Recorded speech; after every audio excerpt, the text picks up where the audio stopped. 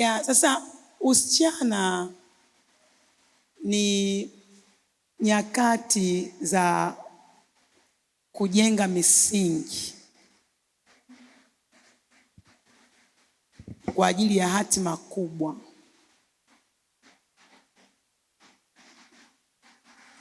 Tunapokuwa wasichana, sio majira ya kupoteza muda.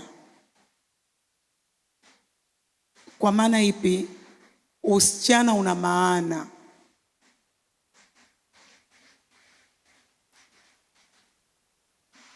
Usichana wako una picha ya kesho yako.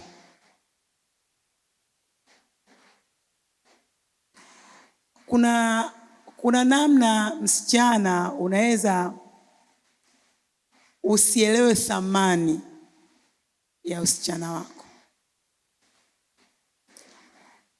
lakini hata mwanamume anapokuoa, akuoi ukiwa mzee, anakuoa ukiwa msichana. Anaangalia tu ule usichana wako, anajua huyu atakuwa ni mama wa namna gani, ni mke wa namna gani, ni mlezi wa namna gani, msimamizi wa namna gani, ana nguvu za namna gani. Kwa hiyo katika usichana tunahitaji kuwekeza, kwa kuwa kuna kitu hapa anakiongea, habari ya isije ikatokea zikaja nyakati zilizo mbaya. Amina. Of course, mtu akiwa msichana huwa hawezi kufikiria hatima mbaya, lakini kuna namna ya mkao wa usichana wako unaweza ukaanza kuleta harufu ya magumu ya usichana wako.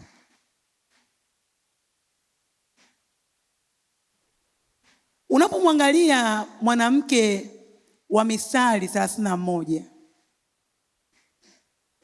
hebu pata picha ya usichana wake. Alikuwa na usichana ukoje? Ni usichana tu wa kukaa kwenye TV? Ni usichana tu wa kupoteza muda? Ni usichana tu wa kukaa kwenye baraza la wenye mizaa?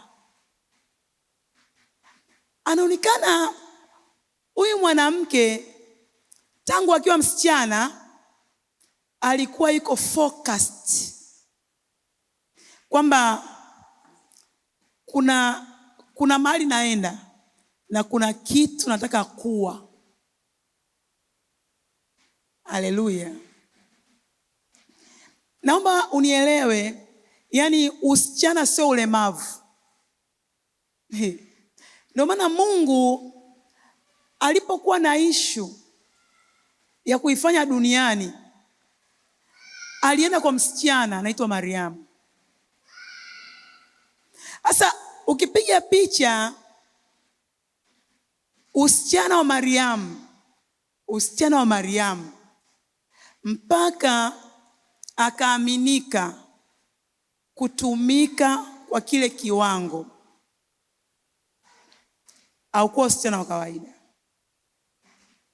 Wewe pale unaweza ukafikiria kwamba Mungu aliangalia tu bikira.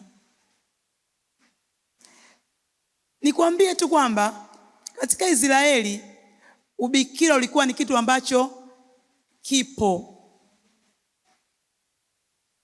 Yaani usije ukalinganisha maisha ya sasa na yale walioishi na Mariamu. Yaani kule ubikira haukuwa issue. Yaani kwamba utembee hapa kote hapa utafute bikira, yani wote wanalo. Hata ukiamua kuanzia kule nyuma, wote wanalo. Haleluya. Kwa bikira haikuwa ishu, lakini huyu msichana ana hatima. Kwa alikuwa na vitu vingi ambavyo vilisimama kama kigezo cha yeye kuonekana anafaa kufanya wajibu wa kiungu, na mbingu ilivyomjaribu ikamthibitisha kwamba huyu ndiye. Haleluya. Sasa katika usichana kuna mambo ya msingi,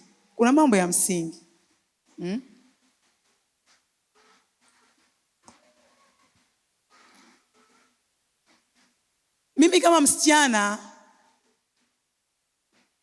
kuna mambo ya kuyawekeza kwenye maisha yangu kwa ajili ya hatima. Kuna mambo ya kuyawekeza.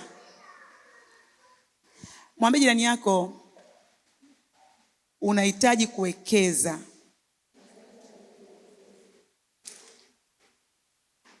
Mtu anaposikia neno kuwekeza, mara nyingi limekuwa likitumika kwenye mitaji huko, lakini uwekezaji ni mfumo ambao kila mwanamdada anauhitaji, kwa sababu uwekezaji wa sasa ndio utakao kutafsiri kesho, ndio utakao kutambulisha kesho, na ndio utakao kupa wepesi kesho. Unajua siku ya kuolewa, huwezi kusema kwamba jamani mfundisheni. Mimi nawaangaliaga watu hivi, leo kitchen party hivi, atavishika hivi vyote?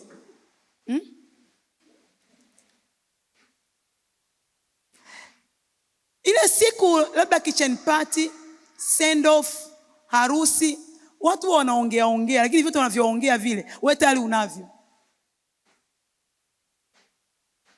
Au nimesemaje? Yaani tayari wewe unavyo. Kwa sababu ni ngumu sana kumlisha ng'ombe siku ya mnada.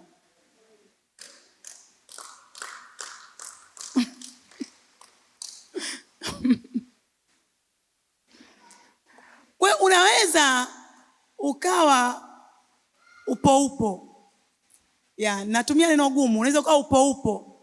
Yaani uwekei maanani kwamba mimi nina hatima. Uwekei maanani. Nataka nikwambie usichana ni mpito. Kwa nini ni mpito? Hata mimi kuna siku nilikuwa msichana hivyo. Lakini sasa hivi hata nifanyeje?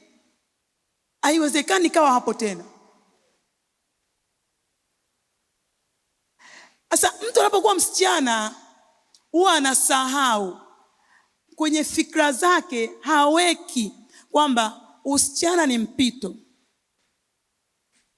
Kwa anaona tu muda wote upo.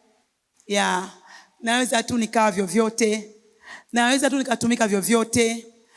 Ya, yani sishughuliki na uwekezaji. Lakini moja ya kitambo kifupi cha mtu kuishi, sisi wanawake, ni usichana. Amina. Utoto una kitambo kirefu. Lakini hapa usichana kwenda umama, yaani utashangaa, fumbua tayari ushabadilika. Naongea.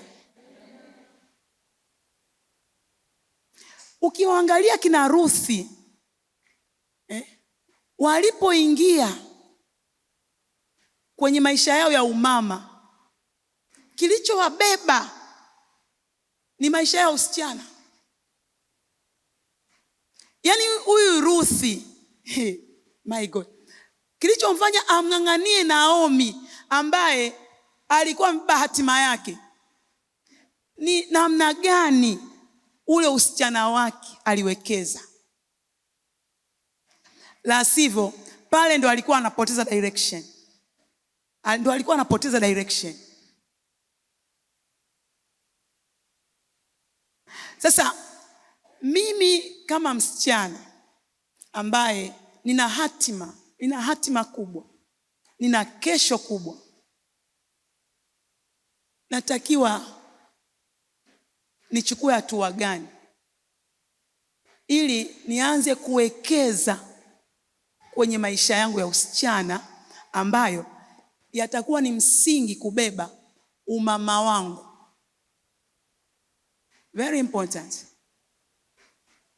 Kwa sababu hapa hakuna mtu atasema kwamba mimi sitakuwa mama. Kwa kuwa wewe ni ufunuo. Roho Mtakatifu sasa hivi amekufunua version ya usichana, lakini very soon atakufunua tena kwenye version ya nini? Ya umama. Lakini wewe ukiwa kwenye mawazo yako hapo unaona tu kwamba mimi ni msichana for good. Hakuna mtu huyo. So lazima nifungue macho, nitafute kuwekeza kwenye usichana wangu. Lazima niwekeze. Amen. Sasa kitu cha kwanza unachotakiwa uwekeze.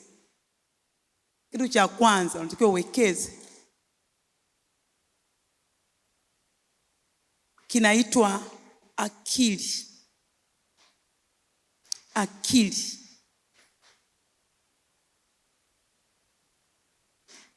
Mimi nataka nikwambie moja ya kitu kinafunua uzuri, the beauty of a lady, good mind, right mind, akili njema. Very important. Hata Mungu akikubariki, mwanaume anakuja kwenye maisha yako,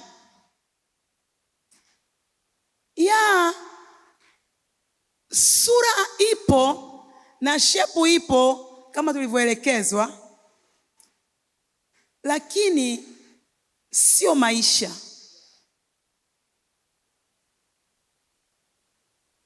Ili ni umbo tu, ni kasha. Maisha yangu hayategemei sura wala umbo. Haleluya. Unaweza ukawekeza sana kwenye sura na umbo, lakini Mungu anasema kwenye maandiko, uzuri ni nini? Ni ubatili. Mwanamke amchaye Bwana ndiye atakayesifiwa. Haikukatazi kuwa mzuri, lakini cha kwanza lazima kiwe cha kwanza. Wewe ukiangalia wanawake kama Abigail, walikuwa ni wanawake wenye akili. Ukimwangalia Jochebed, mama yake Musa, alikuwa ni mwanamke mwenye akili.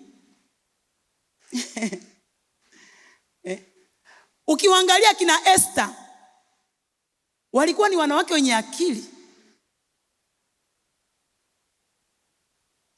Sasa wewe uko kanisani, umepata faida, yani una advantage. Wepo kanisani una advantage, kwa sababu akili inayozungumzwa hapa ya kukufanya wewe hatima yako isiwe na uharibifu, sio akili ya vidatu, ni akili ya Mungu. Ndio maana anatuambia mkumbuke muumba wako siku za usichana wako. Yaani ana maana hivi, mtie Mungu kwenye akili zako. Tia maarifa ya Mungu kwenye fahamu zako. Lifunue neno liwe na mahali pake kwenye fahamu zako. Very important.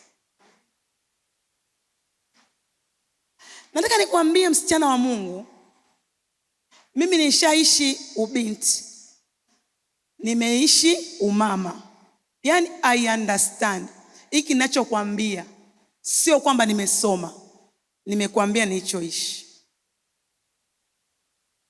Yaani unahitaji, usije ukaniambia nyumbani kwetu ni watu hawana akili. Sizungumzia akili ya kuandika kwamba 15 times 15. Sizungumzia hiyo. Nazungumzia uwe na akili ya Mungu, akili ambayo itakupa kuwa na majibu kwenye hali yoyote.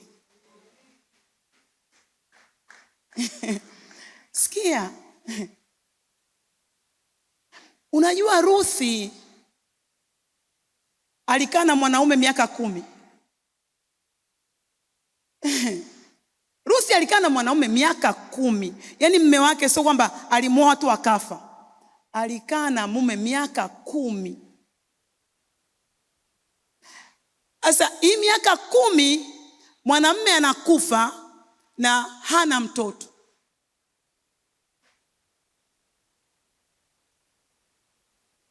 Kwenye mahesabu ya kawaida haiwezekani kusema kwamba huyu mkwe Naomi atapata tena mwanaume azae mtoto, Ruthi amsubiri ili aje kumuoa. Kimahesabu ilikataa.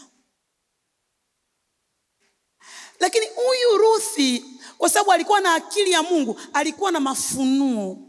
Alikuwa na mafunuo. Yaani kuna namna alikuwa anaona zaidi ya macho haya. Ndio maana anamwambia Naomi, Mungu wako atakuwa Mungu wangu. Maisha yako atakuwa maisha yangu. Utakakokwenda nitakwenda. Hatima yako itakuwa hatima yangu. Kwa nini? Kwa sababu Naomi hakuwa mwanamke wa kawaida, alikuwa ni mwanamke wa kiungu. Unamuona anaporudi Bethlehem, maana si alikuja huku, alikuja kwenye nchi ya Waamori na Waamoni. Nchi ambazo Mungu alikuwa amezikataa. Lakini anaporudi sasa kwenye nchi iliyobarikiwa, angalia utambulisho. Angalia utambulisho wa Naomi. Kila mtu anamheshimu. Ndio heshima ya Ruthi ilitokea kwenye heshima ya Naomi. Bwana asifiwe. Sasa unapokuwa na akili ya Mungu, unaona. Very important, unaona. Yaani una uwezo wa kuona. My God. Uwekezaji ni wa muhimu kwa sababu dunia mnaoishi ni tofauti na dunia yetu. Ni tofauti. Mimi nilipokutana na mume wangu hakunidanganya. Mimi hakunidanganya. Aliniambia tu ukweli wake. Kwamba ananipenda na anataka anioe. Aliniambia tu ukweli wake. Hakunidanganya. Lakini ulimwengu tunaoishi sasa hivi, kama una ufahamu, una macho ya kuona, yaani kutambua nani ni nani.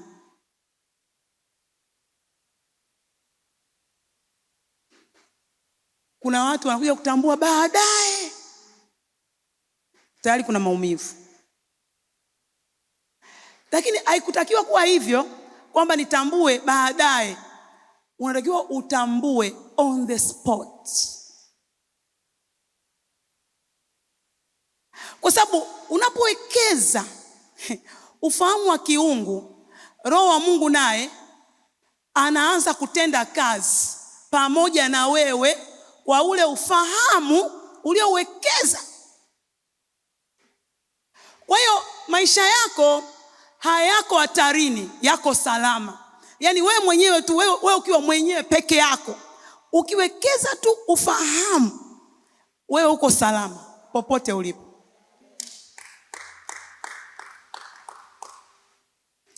Yaani kuna vitu hauhitaji kuja kwangu, yaani wewe mwenyewe utaviona na kuviprove kwamba hiki ni sahihi, hiki ni wrong, kama unaufahamu.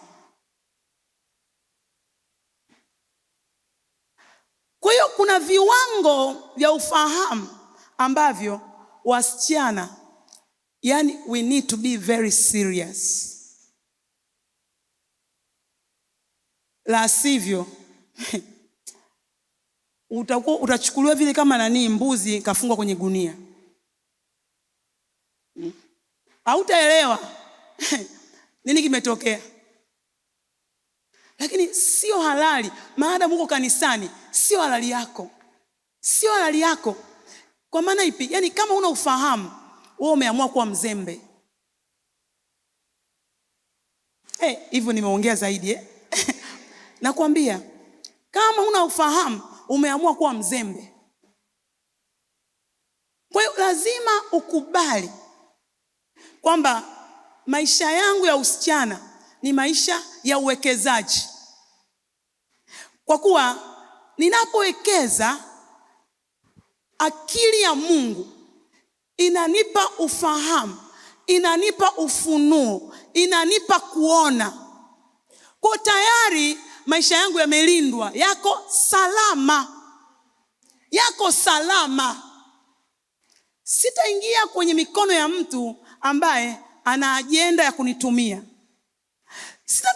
Sitaingia kwenye mikono ya mtu ambaye yamkini ni mme wa mtu. Kwa sababu pia hiyo ni issue ngumu. Mtu anakuja kwa very smart, kumbe ni mme wa mtu. Lakini anavyokuona uko attractive, kumbe anataka awekeze tamaa zake, akutumie tu, lakini hana hatima na wewe. Kwa wewe usipoona, unakuja kushtukia baadaye kwamba kumbe nilichukuliwa na mme wa mtu. Hata ukianza kuomba samahani, unakuwa kama ueleweki. Hata ukisema ujui, watu hawakuelewi. Hata ukisema alidanganya, watu hawakuelewi. Yanakuwa ni makosa ya usichana. Naongea. Biblia inasema kitu kimoja, watu wangu wanaangamizwa kwa sababu wanakosa nini? Anasema watu wangu wamechukuliwa mateka na kufanya kuwa watumwa kwa kuwa tu hawana maarifa. Kwa unapokuwa msichana, yani wewe ni lango la maarifa, ni lango la ufahamu. Unahitaji kuwa tajiri wa neno. Oh God, hallelujah, mpigie Yesu makofi.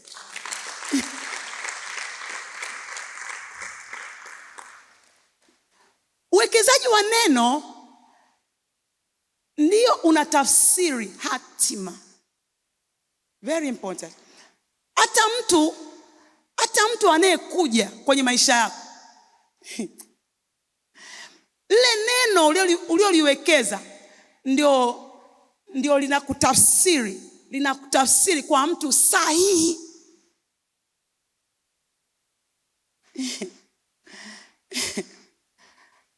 Sasa mimi naona hatari ambayo sio ya lazima, kwa sababu tunalikataa neno bila sababu. Yaani kwa umri wa ubinti, hakuna kitu kinakunyima wewe kuwa mtu wa neno. Hakipo. Na mimi nikwambie, unavyolikataa neno, unacheza na hatima. Unacheza na hatima. Mimi nikwambie, mambo hayatokei tu. Yaani hayatokei tu. Mambo yanatengenezwa.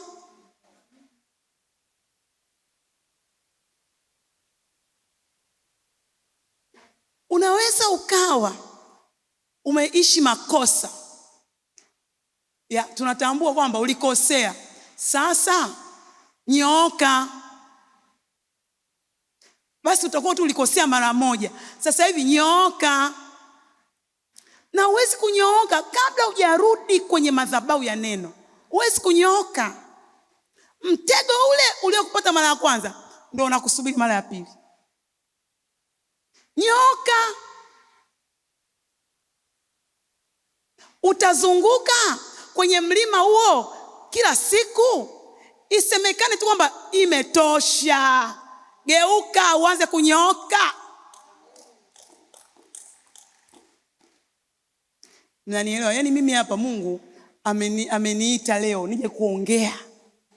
Na siongee vitu vyepesi. Hey, Jesus. My God. Yaani hapa hamna kitchen party leo. Mtanirehemu. Kwa sababu Roho wa Mungu anataka tuwe wawekezaji.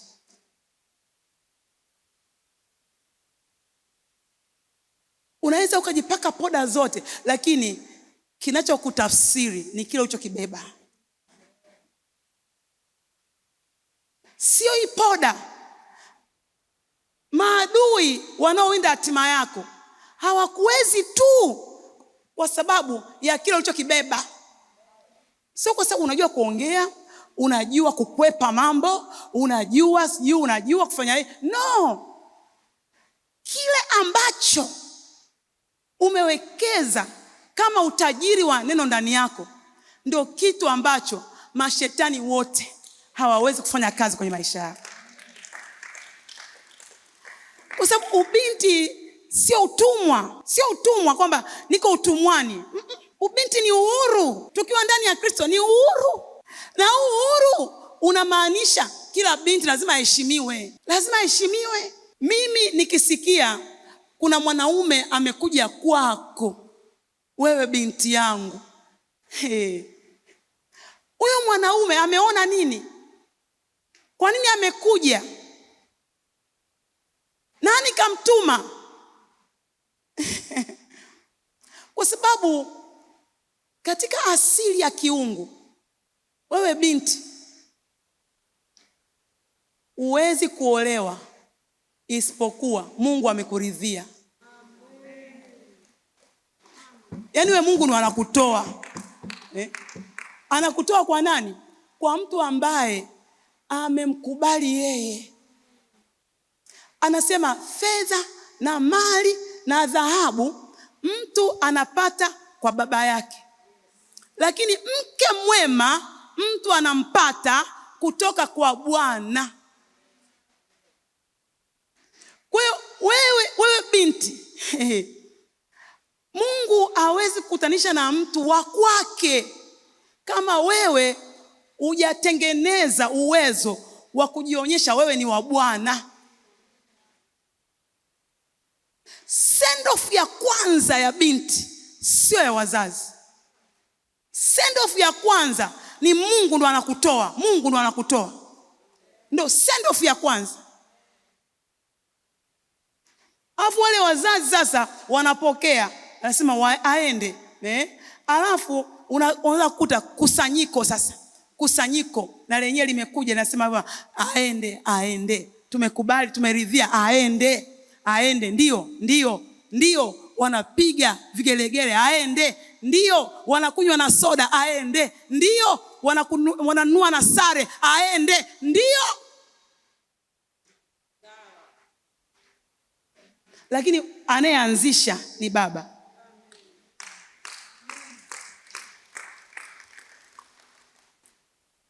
Unaweza ukaona hii kama ni siri, lakini sio siri kwa sababu tayari iko machoni pako.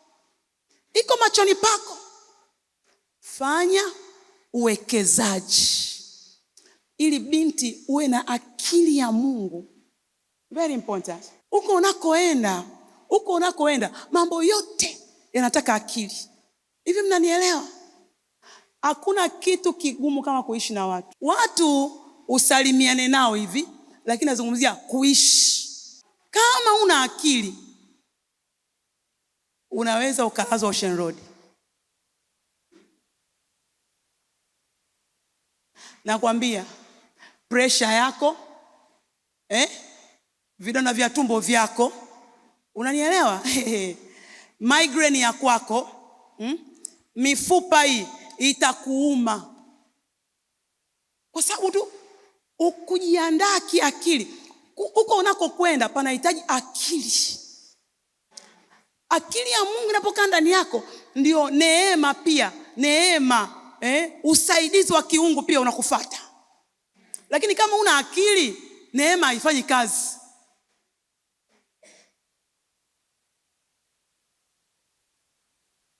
Bwana asifiwe. Uko unakokwenda ukumbuke kwamba huyo baba ana jamii. Wewe usifikiri kuolewa ni sexy tu, kwamba utakutana na huyu baba peke yake, unakutana naye peke yake tu. No, kuna majamaa.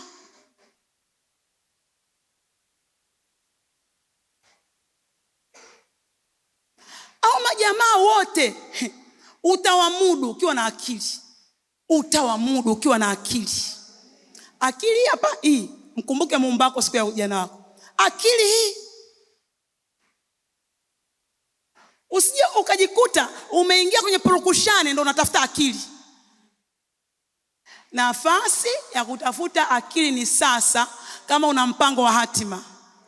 Kama una mpango wa hatima, usitafute akili. Hii akili ya kiungwi ndio inakupa tabia. Inakupa tabia. Jamani, uko kwenye hatima kuna kuwaga na tabia zake. Uko kuna tabia ambazo kuna mambo umeyaona lakini unajifanya kama fani hujayaona. Wewe ukiwa hapa msichana, ukiona unasema nimeona, ndio nimeona. Kule kuna mambo ukiyaona ndio umeyaona, lakini unajifanya kama nini? Hujayaona. Kuna mambo umeyasikia, lakini unaishi kama nini? Kama hujasikia.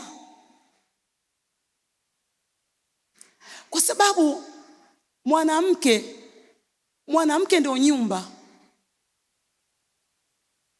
Mabinti zangu niwaambie ukweli, mwanamke ndio nyumba. Sijaokota, ndivyo maandiko yanavyoongea. Mwanamke ndio nyumba. Yaani hata huyo baba anategemea kuwa kwenye nyumba kwa akili yako.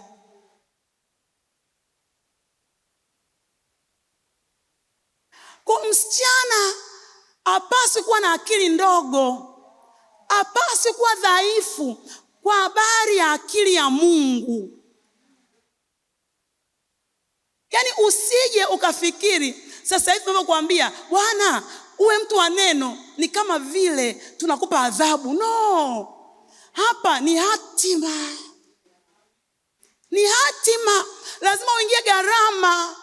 Hata mtu ataka kujenga nyumba lazima aanze na msingi.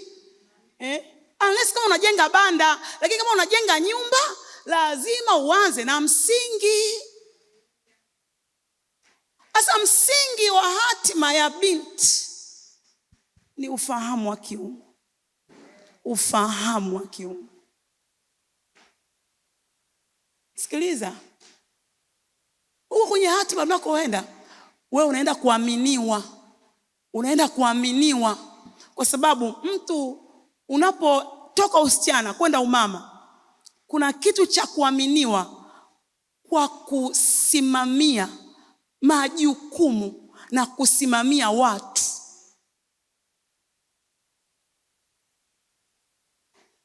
Unapewa dhamana kubwa. Dhamana ni kubwa mno. Lakini unapokuwa msichana unaenda vile kama vile yani hamna mahali unaenda. Hamna mahali unaenda. Unahitaji kuwa na akili. Kwa sababu wewe sio mtu wa kawaida. Of course mwanamke sio kiumbe wa kawaida. Ukitafuta kumdescribe mwanamke, ni kiumbe cha kutisha, kinatisha na kina maajabu yake. Kwa nini? Moja ya kitu mwanamke anakibeba kama maajabu ni roho ya kuvumilia. Haleluya.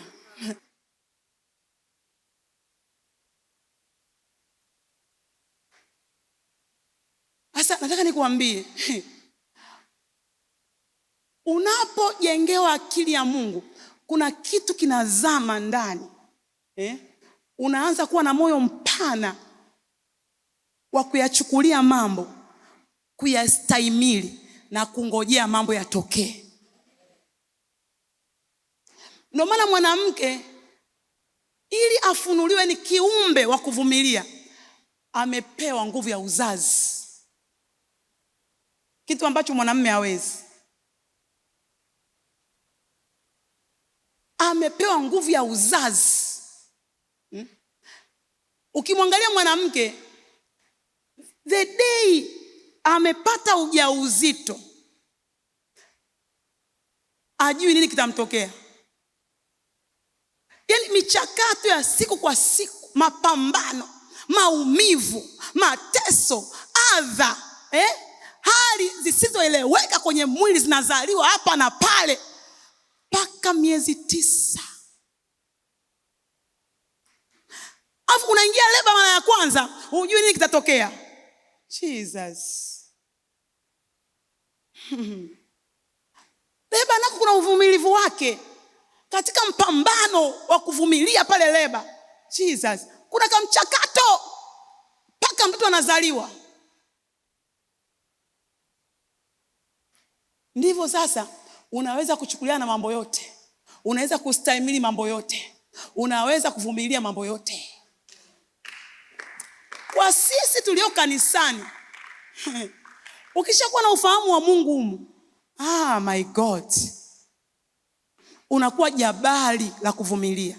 Jabali. Hakuna kitu kigumu uwezi kwenda nacho mpaka mwisho. Unasema mpaka matokeo. Ndio unamwona mwanamke, kazaliwa mtoto, mwanamume anasema jamani, wewe mwanamke alikuwa tumboni mwako, unaye iwe usiku iwe mchana, unaye mpaka mtu anatembea.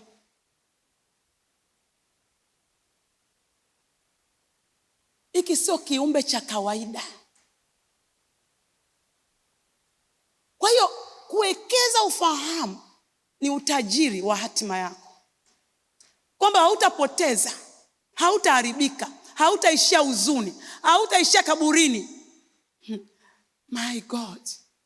Mwanamke, msichana, utakiwi kuwa na moyo kama moyo kadogo, yaani ukisema no, yaani kusema no, yaani hivyo ni vitu vya mtoto. Mwanamke akisema una ignore, yaani mwanamke ukisema unaona kama hujasema, kwa sababu it's not an issue.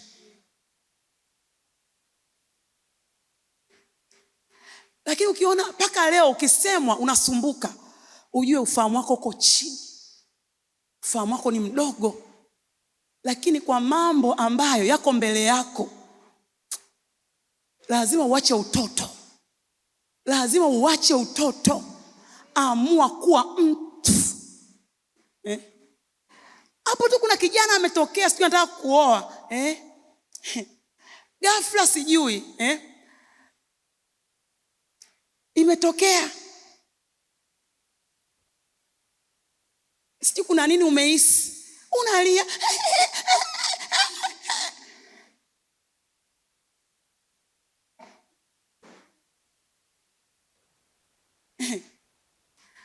Mtu anakuangalia, maana wewe hui tu mke, unakuwa mama kwake, unakuwa mama yake, unakuwa mama wa ndugu zake, unakuwa mama wa kabila lake, unakuwa mama wa mji. Kwa unatakiwa uwe na mizizi, kuwa stable. Acha vitu vidogo vidogo kujionyesha, baby nalia, yani baby, yani sikuelewi baby. Yani issue ndogo unamsumbua kijana watu. Sasa inakuwaje? Unaanza kumpa fikra tofauti.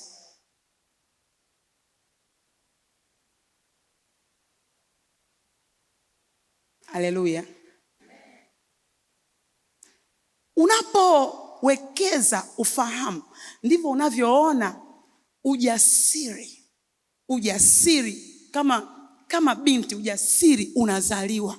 Kwa sababu kuishi wanamke ni ujasiri. Wanamke ni ujasiri. Shughuli za mwanamke, majukumu, nafasi ya mwanamke haifanyi kazi bila ujasiri.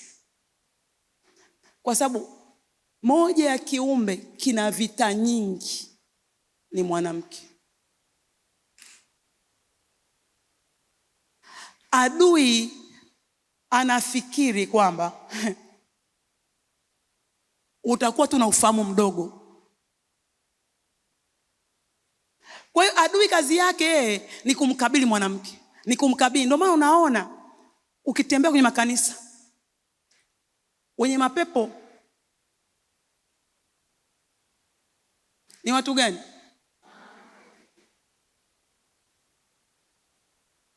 Kwa sababu ndipo mashetani wanapojichagulia kukaa, kwa kuwa ni watu ambao hawana fikra.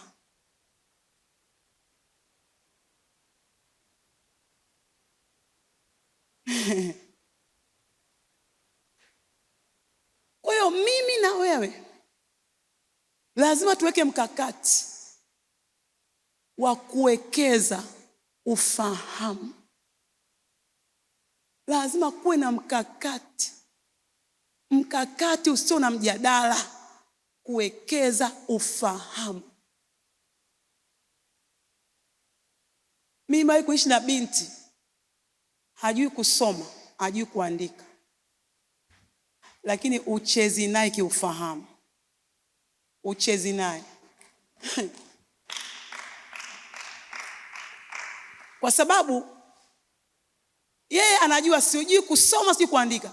Kwa hiyo popote alipo ananasa maarifa, ananasa. Ana chombo chake, simu ya kawaida, ananasa. Akiwa popote, yeye yale maarifa anayo, anayarudia hata mara 10. Kwa anajikuta ana ufahamu kuliko wanaosoma.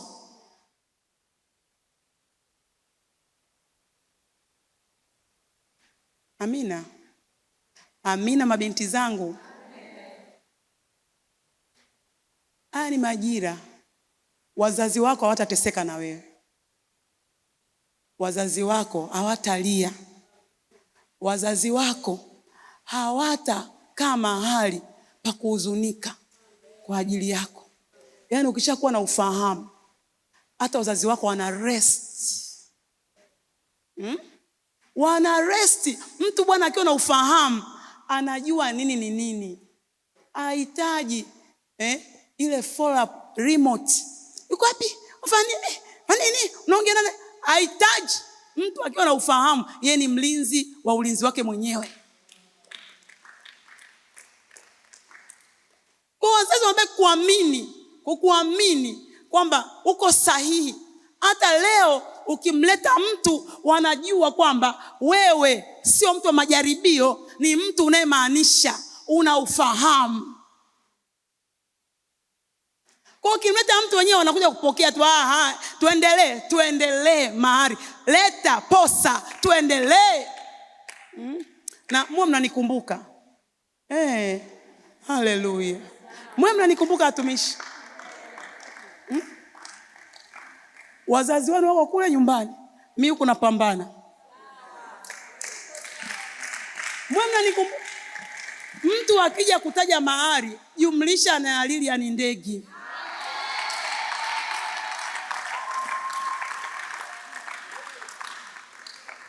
Nimekula ya Neema juzi. Dola nimeletewa dola.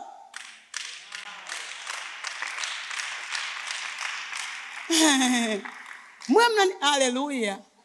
Mnanikumbuka watumishi? Huu msuli sio wa kawaida. Haleluya.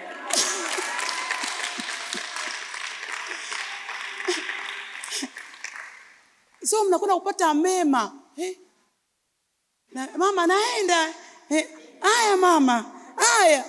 Unaniachia vumbi tu mtumishi. Acha basi hata pangusa jasho. Jesus.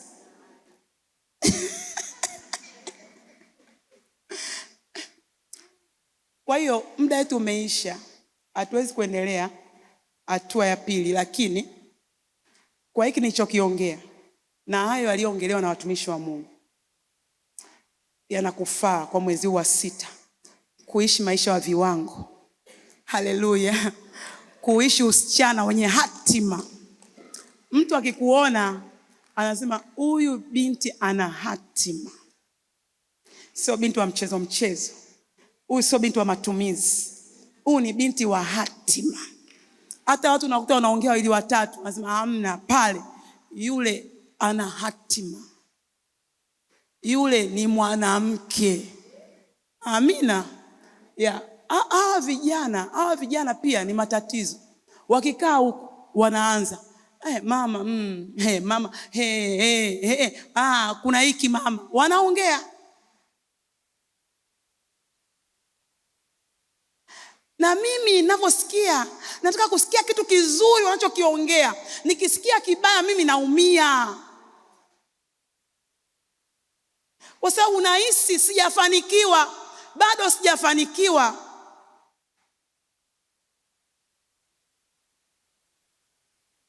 Kwa mabinti zangu, lazima tukubali kuacha ubisho.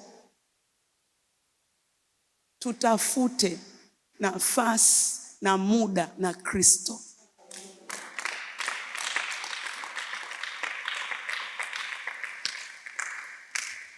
Amina.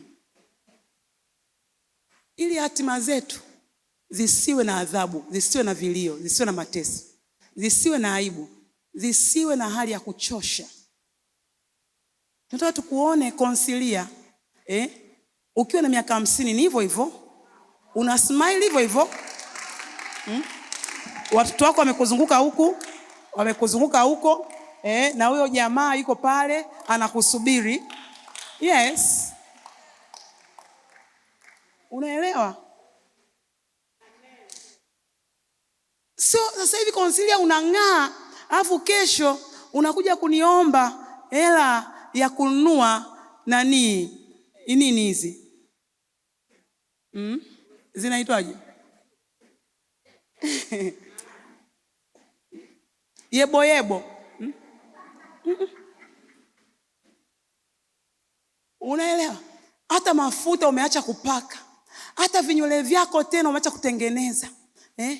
Umekuwa mtu tu, yani mama, yani mimi mama ningejua mama, yani yule mama, yani yule ni shetani mzima.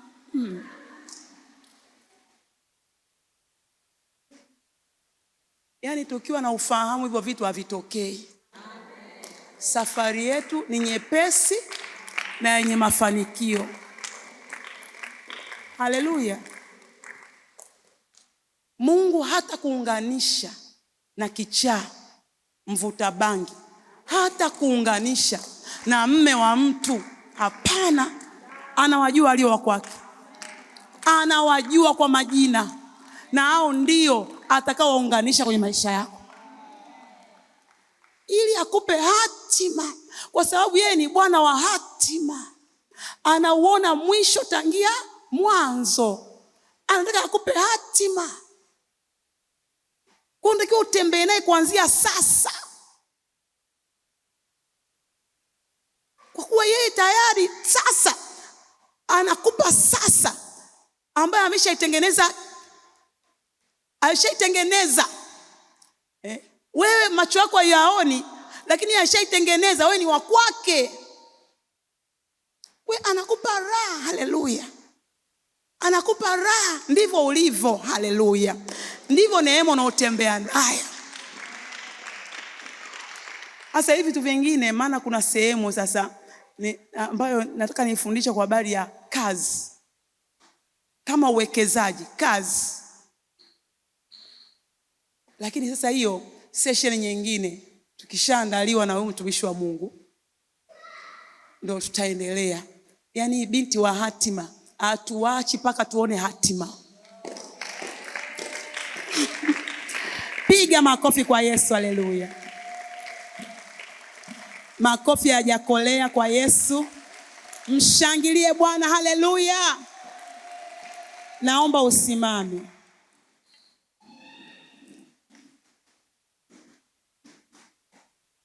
Naomba umgeukie mtu mmoja, binti mmoja, umwambie, wewe umeelewa nini? Binti wa hatima, wewe umeelewa nini? Hebu muongee wawili tu kwanza, dakika moja na wapo. Sema, Bwana Yesu, nijalie sasa kujenga misingi ya usichana wangu. Nipe kuilinda hatima. Ewe Roho Mtakatifu, na kusi leo nifunulie ndani yangu neema ya uwekezaji. Bwana, nipe kuwa msichana wa maarifa. Leo najiungamanisha na madhabahu ya maarifa ya neno.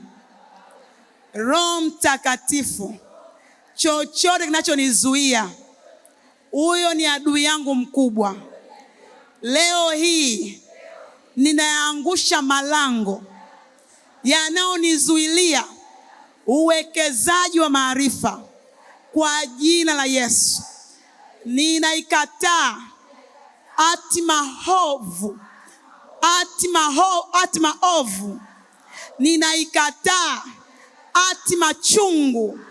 Ninaikataa hatima ya vilio, hatima ya misiba, hatima ya upweke.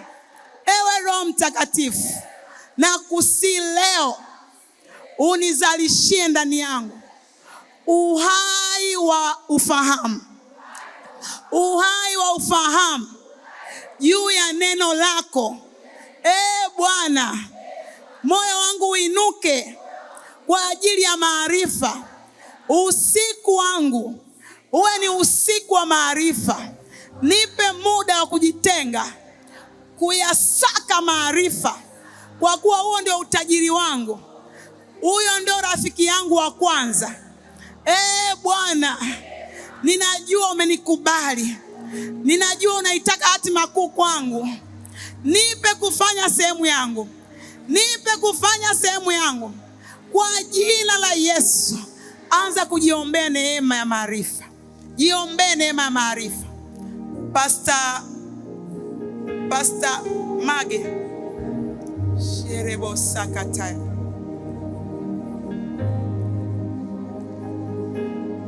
Jiombee mwenyewe. Omba.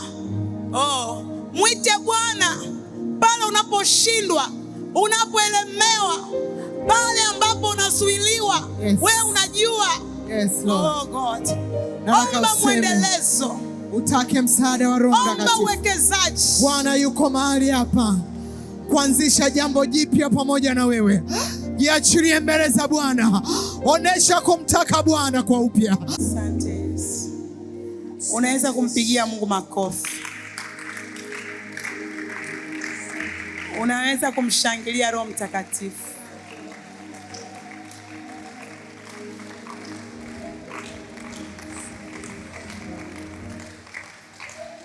Uko binti hapa,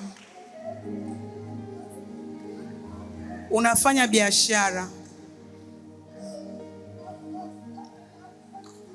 lakini biashara yako ulivyoanza ilikuwa inaenda vizuri, ila sasa hivi biashara yako imekufa. Yuko binti mmoja, naomba utaniona huyo binti. Ulikuwa na biashara yako inaenda vizuri, lakini sasa hivi biashara yako imekufa. Utaniona baada ya ibada. Mungu akubariki na kuachilia kwenye hatima. Wewe ni msichana ambaye umebeba roho ya uwekezaji, na auwekezi matakataka, unawekeza utukufu wa maarifa ya mbingu. Na hiyo ndo kiu yako, na huo ndo udeni wako, na hiyo ndo njaa yako, na hiyo ndo bidii yako, na matakwa ya moyo wako kutokea sirini. Na Kristo hata dharau moyo huu. Hatima kuu ni maisha yako katika Kristo Yesu. Mpigie Bwana makofi.